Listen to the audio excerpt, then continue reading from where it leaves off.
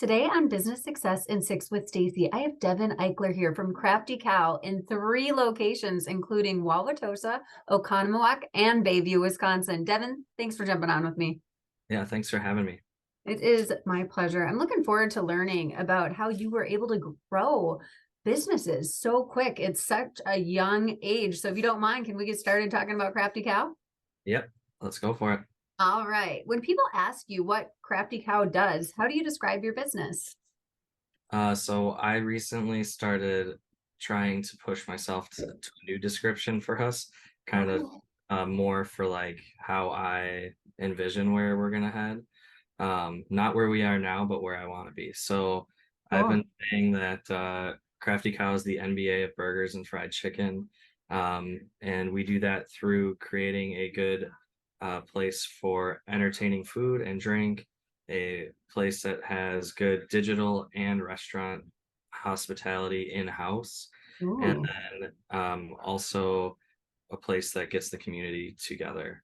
We're really trying to find a way to kind of put our brand out there as more of a not just a restaurant, but like a lifestyle. I love it. And you're the first business that has actually really talked about having like a digital presence in Yeah. a restaurant. That's pretty cool and very different. Thank you. So, what were your plans when you started your business? I know you said you started when you were 24 years old. You can talk about at that point or your history before that. It's up to you. What were your plans when you started and how have they changed?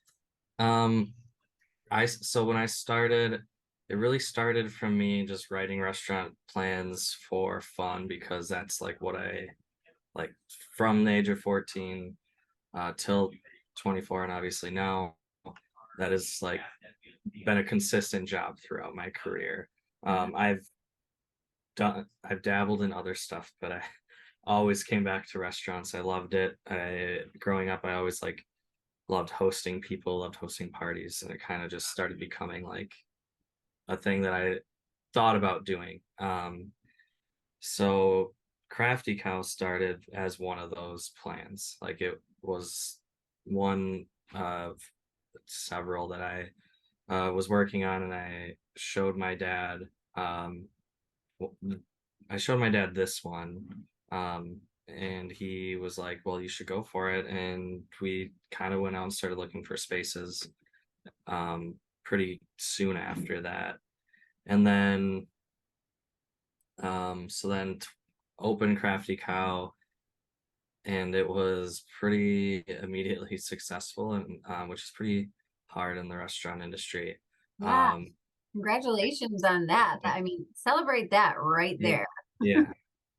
And at first, I wasn't even sure. Like, I I knew I wanted to open the restaurant, but I wasn't sure what direction it would take. If I would open another one, but I kind of decided pretty quickly, maybe about 6 or 7 months in, that I was definitely going to do that. Um, we opened a second location in Milwaukee. It was actually a not it was not a Crafty Cow, and it didn't do very well right away. Um, it had like a deli attached to it. It was called Bumstead Provisions, Okay. and we ended up closing that one down and converting it over to Crafty Cow because we saw the success with that one. Yeah. Oconomowoc. Um, and then that's kind of where it stuck with me once we saw that Crafty Cow did well. Like, okay, I got something here. I do want to keep growing this. Um, and then we sat for a while. I think it was 5 years before we opened. Yeah, 5 years before we opened the one in Wauwatosa, and that was in 2021, like just during the pandemic. Uh, Wow. we got a good space and a good deal on a space, probably because of that. And now we're working on um, buttoning things up, like controlling our costs more.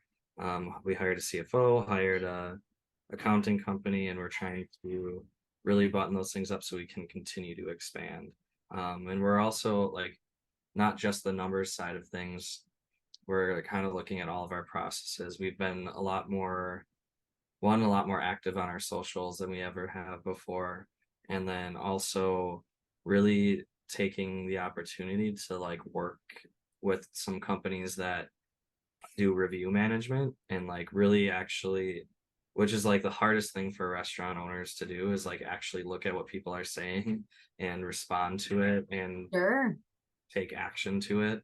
um and we've been doing a lot of that over the last 6 months too. So it's been pretty exciting. We're definitely slowing down from expanding for a minute, but we're doing a lot with the three that we have, um, which is an expansion of itself. Absolutely. Well, and that's so important that you are taking the time to slow down and Yeah, get things, in the right space if you do want to expand again, because it's a lot easier to write systems and to have that financial acumen when you have three locations as opposed to 30, if depending on how big you want to get. So yeah, I think that's really, really smart. Our coaches encourage the same kind of thing. So congratulations on all of that incredible growth and the being brave enough to do it.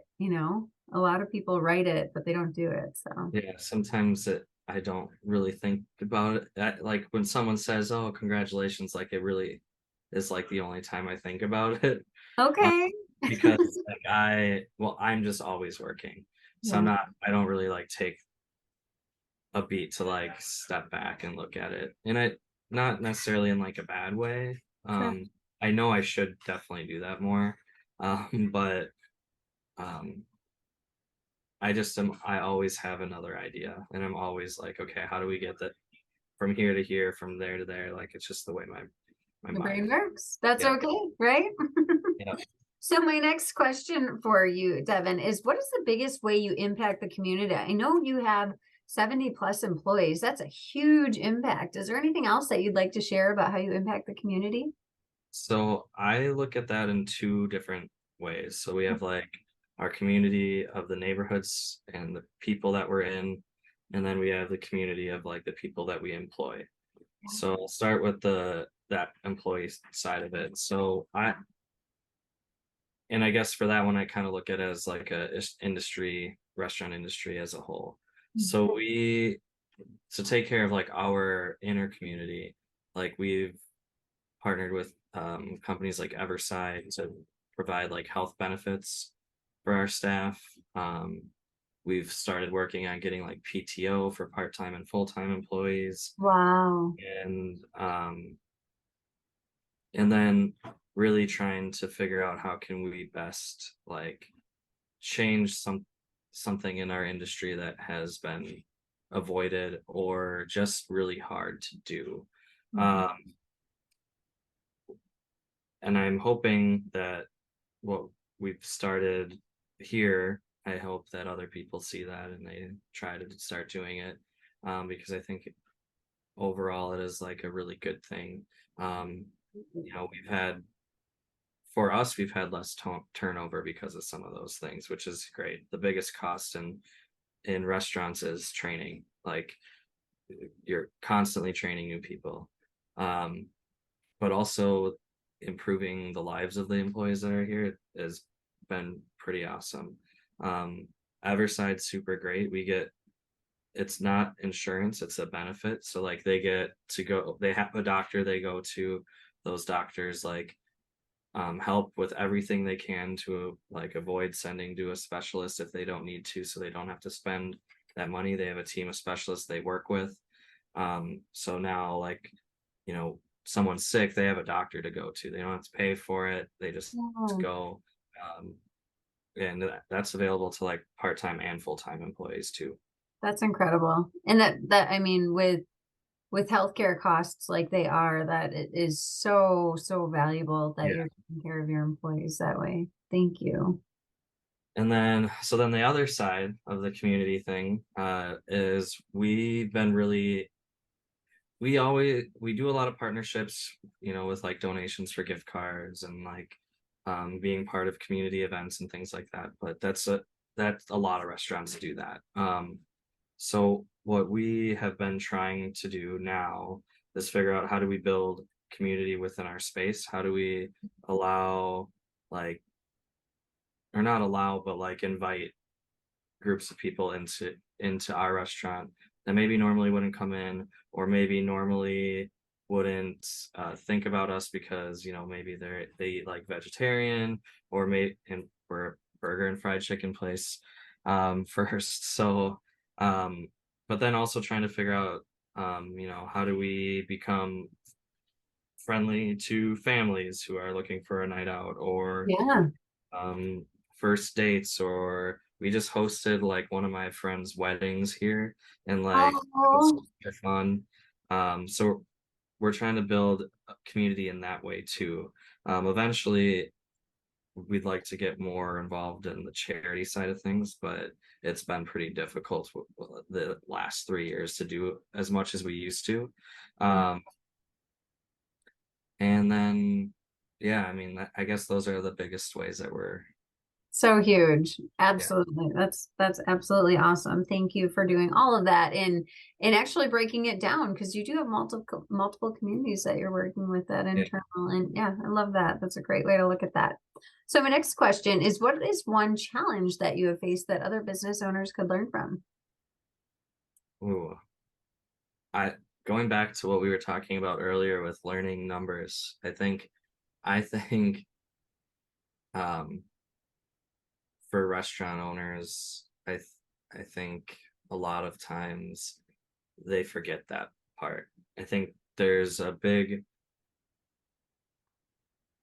part out there where people think like, oh, if I have good food, they're just gonna come. Like if I have good service, they're gonna come. And that might be the case, but if you don't know what you're spending your money on, or like how that money is going uh being used, or watching your labor, watching your inventory, like it really it is really important to make sure that those things are buttoned up, because having good food and having good service can only get you so far. um Sure. Well, and when you're dealing with food, which is perishable, like you have to make sure that you're, first of all, you don't want to waste it because you just would feel bad, right, about wasting food. But more so, it's your money. It's what keeps you afloat and employing 70 plus employees, right? yeah. uh Huge. the other thing, I guess I had two things for this question. um I've learned, and I am still learning so much about this part of um business now, is the way that things like shifted in the last probably 10 years, but more so in the last like 5 or less, is using social media to like tell your story and like not just advertise. You're like, I could post pictures of my food all day long, and like, but so is everybody else. There's a real connection that people can have and people will make with you if you share what you're doing and why you're doing it and who you're doing it for, or did you start doing it. Like doing interviews like this are perfect example of it, is just getting out there and sharing your story, because nobody else is doing it for you, so you got to be that person. Totally.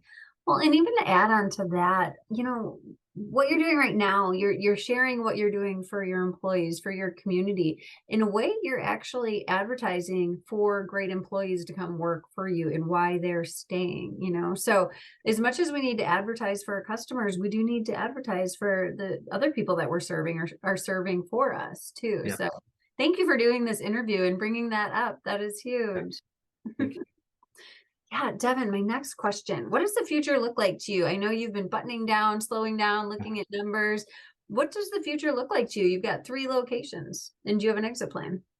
um well, my exit plan is to that if it all doesn't work out, I'm gonna try to be a mailman and go live in like Arizona so I can just walk and deliver mail all day. That sounds, I'll be, Peaceful.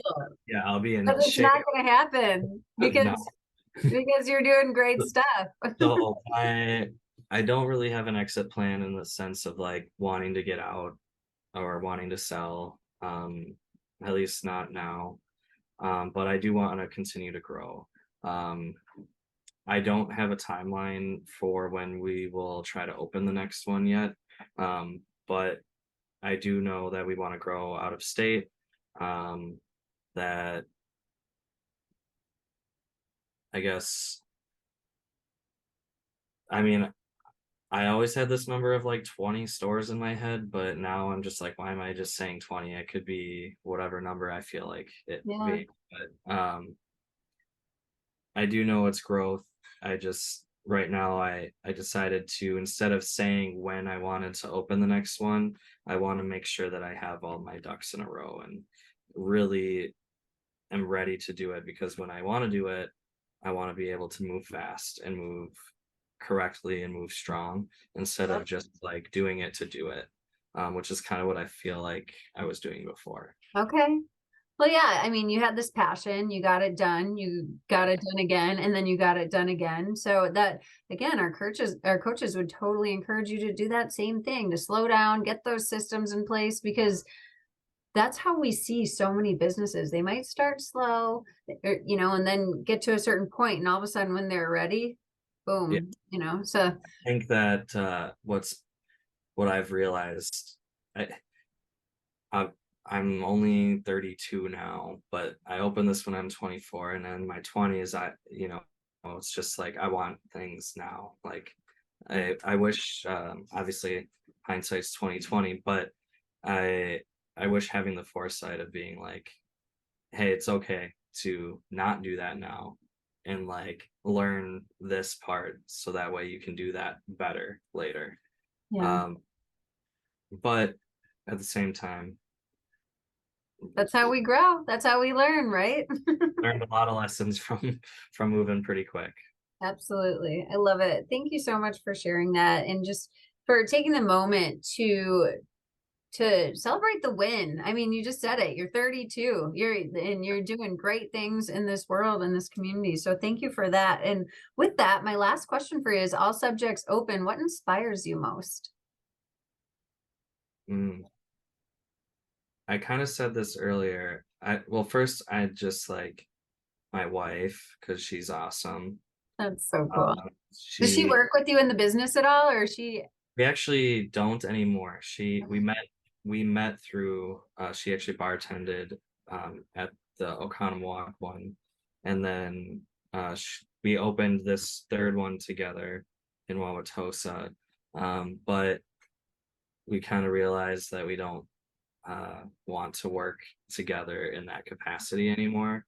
Right. Just really difficult on our relationship. And then she's doing her own thing now, and like we haven't been better, so, which is awesome. So it was super important Wow. move to make. But she's always still around helping out. She came in here the other day and to say hi, and then actually stayed and helped for 2 hours. So Aw. um, but other than her being my inspiration, I kind of like just people. Like I really, like I said before, I really do. I started this because I like hosting and having people in here, and I it feels really good when I get to talk to somebody in the dining room or like through an email about the experience they had. And even like the negative ones, like it's not fun to see them, but being able to jump in and help them out and make sure that I'm able to at least right or wrong, or like take a step forward, and being able to be the spot to like create a memory for somebody. Yeah. That's pretty cool that you shared that about your wife, and knowing your limitations and having this great relationship through that. And but it also just responding, you talked about, to the negative things. You have so many positive things, but when there's something negative that comes up, you have an opportunity to make it that much better. And it sounds like, from what you were telling us earlier, that that's what you're really focusing on, is making sure that Yeah. experience ends up being great. So Yeah. Yeah. I mean, that's kind of where this like idea of the NBA of burgers and fried chicken came, was kind of just like, we're not, I love basketball. I love the Bucks. I like, awesome. so like that I don't remember how this came about. I was just at one of the games, and I was like really inspired and thinking about stuff. And was thinking about how like people are going to those games and have creating like a memory, and like that's what we do too. Like you don't know why somebody's walking in your doors. You don't know if they're there for like celebrating someone's birthday, or mourning a loss, or like just in there on their first date. Like it's our job to make that memory for them. And um so even when something goes wrong, it's important to be there, because um you don't know what memory is a part of. Absolutely. Super, super inspiring, Devin. Thank you. Now, if somebody wants to connect with you or to enjoy Crafty Cow, get the NBA of the fried chicken and burgers, what's the best way for them to follow you? So we're pretty active on all of our social feeds. Our like in our Facebook pages, we have one for each location. Okay. We're active on TikTok and Instagram too. I would say, if you're just looking for a catch-all of everything, our Instagram, which is Crafty Cow WI. That's also our website and also our TikTok, so you can find us there pretty easily. Um, and then if you want to get a hold of me, I have a LinkedIn. I'm trying to get better at that. I'm not very good at using my personal That's social okay. media, but I'm always on our work ones, so I'll see stuff if you message there. But message me on LinkedIn. It's just Devin Eichler, and then you can also do that on Instagram or Facebook too. Awesome. Well, thank you so much. Thank you so much for building community, for creating community inside your workplace, and just making memories for all of those. It's very, very inspiring. Great interview today, and I wish you luck in the future. Yeah, thank you. Thanks for having me on here. It was really fun talking to you. Absolutely. My pleasure. Take care, Devin.